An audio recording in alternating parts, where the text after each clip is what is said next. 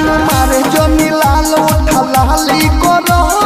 नजरी से दूर तू नाली करो जीजा होई खाला ना पीजा तनी हमरो के प्यार में बहाली करो जनी हमारा से बात तू जाली करो नजरी से दूर तू नाली करो जान मारे जनी लाल उठा लाली करो नजरी से दूर तू नाली करो। Music by Ranjeet Sahni.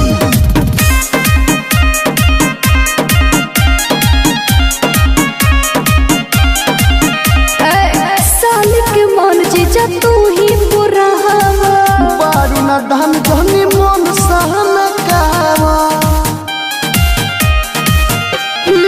साल के मन जीजा तू ही पूरा हवा बारू न धन धनी मन सहन कावा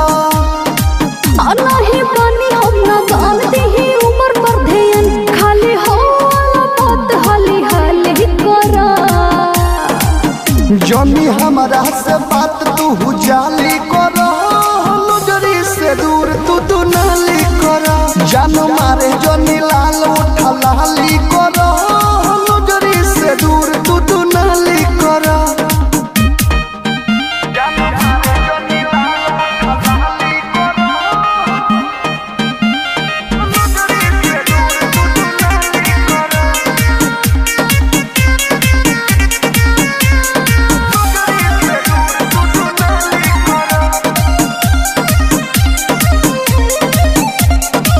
बुझतनी बात काफी मिली तड़पा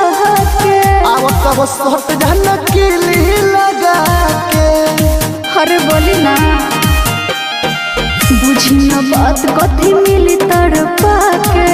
आवत अब सट जन किली लगा के जूझा है जीजा बात पूछा है जीजा विदेशिया तो छुके मन खुशहाली करो जान मारे जनी लाल उठा लाली करो नजरी से दूर तू नाली करो जान मारे जनी लाल उठा लाली करो नजरी से दूर तू नाली करो।